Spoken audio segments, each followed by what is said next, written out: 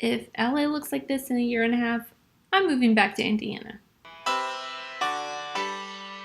Hey, I'm Amy, and welcome back to my channel. Today I'm checking another movie off the 1001 Movies You Must See Before You Die list with Blade Runner in honor of the new Blade Runner 2049 coming out in a couple weeks. Blade Runner was directed by Ridley Scott and stars Harrison Ford as Deckard, a Blade Runner or a special unit in the police force tasked with taking out replicants, which are almost human-like androids. He is tasked with finding and terminating 4 replicants who escaped from the off-world colony while killing a bunch of people in the process. It is based on the Philip K. Dick novel Do Androids Dream of Electric Sheep, which was also titled Blade Runner. We got a 2-pager for this book today, and this might be a little hint to the clip later on in the movie, but it also has a ton of behind the scenes information and other little things about the movie that I absolutely love. Blade Runner took $28 million to make and was considered a flop at the box office until the director's cut was released 10 years later in 1992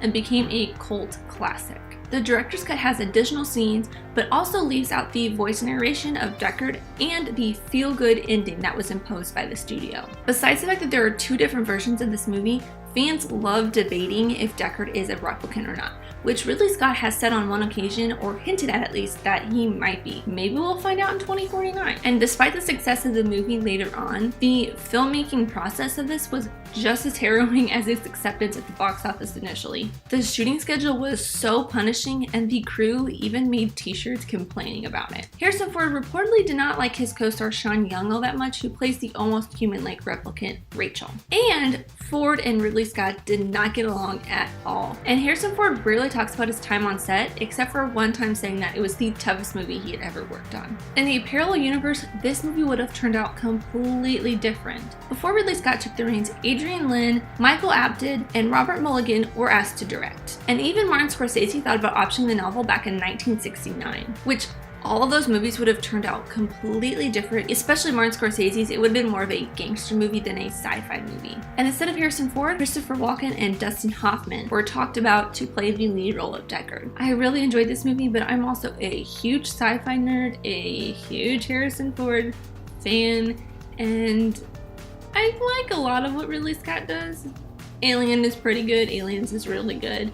So this was a no-brainer for me, but there were little things that I was just like, okay, but it's not like a big deal, and it really did not make me like the movie less. Like, the sound sometimes did not really fit with the scene. It just seemed like maybe too cinematic, or it just felt like a weird song to be going with this scene, but it also had this great 80s techno-y feel. And I really love that because it was so retro and nostalgia, at least to me, right now in 2017 watching this. But if I had watched this probably back in the 90s when I was younger, it probably would have just felt like a movie, and I probably would have enjoyed it actually even more. But speaking of the music, the sound design in this is great. There were so many little sound effects you could just kind of hear. And one time they were just zooming in past a neon sign, and you could hear like the little flicker and clink of the neon sign flickering, and it was really cool and great subtle addition to the whole overall great cinematic experience. And for some reason, it took me so long to figure out how they could tell who was a replicant and who wasn't, which I mean, I know it's kind of a subtle process, but for some reason, it just took me forever, and usually it doesn't really take me that long to figure stuff out in movies. I kind of pride myself on that if I'm just, kind of tooting my own horn. And at one moment, it just kind of clicked. Like, the camera was angled on Roy in a weird angle, and then it was cutting between him and this owl that was in the doctor's apartment or whatever, right before he kills him. And I was just like, oh, it's the eyes, which is kind of a running motif throughout the movie. They're always talking about eyes, and they go to this guy who makes eyes for replicants, and I was just like, okay, so I understand that now. But then mixing the reflective eyes with Roy howling while he's chasing Deckard throughout this decrepit building just gave him such a weird animalistic feel, and it was kind of unnerving at a point, but it was also like super weird. I don't know where I was going with that, but that's what I think. It's just kind of weird, but at the same time, it really works, and it kind of really shows why Roy took the other replicants and killed all those people right before they left the off-world. And oh, Harrison Ford. I don't think I've ever seen him in a bad movie, except for like the Indiana Jones movie with the aliens and Shia LaBeouf. That wasn't the best. This is also kind of a weird movie for me to see him in. For some reason, for the first time ever, I kind of got Fox Mulder vibes from him from the X-Files. It was really weird. Like in this movie and in like the original X-Files from like the 90s, he looks exactly like David Duchovny does. It's kind of weird, and I never really thought of the two of them looking alike, but he looks so much like Fox/David Duchovny, and he even kind of sounds like him, but he's also going on kind of a similar journey that Mulder does through the X-Files, where they're both looking for some kind of truth. Both Mulder and Deckard, throughout their journey through the X-Files and Blade Runner, are looking for some kind of truth. Mulder with the truth of aliens and life out there while looking for his sister, and Deckard kind of finding his truth about his hatred for replicants, as well as his own self-identity, thinking that he might possibly be a replicant himself. And knowing what I know about Harrison Ford's feelings towards the production of this film and just this film in general, I have a sinking feeling that he will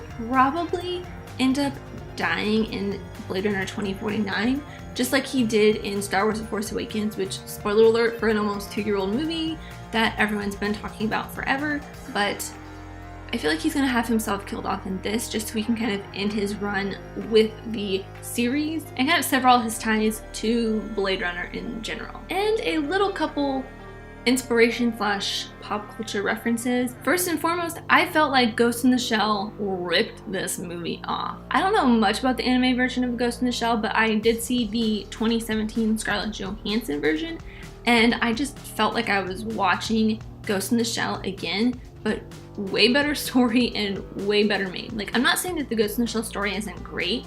I'm pretty sure it's very similar to the anime version, but I really enjoyed the story of Blade Runner a lot more than I enjoyed Ghost in the Shell, but I just feel like Ghost in the Shell, tone-wise, like colorization, cinematography, ripped a lot of what Blade Runner did off.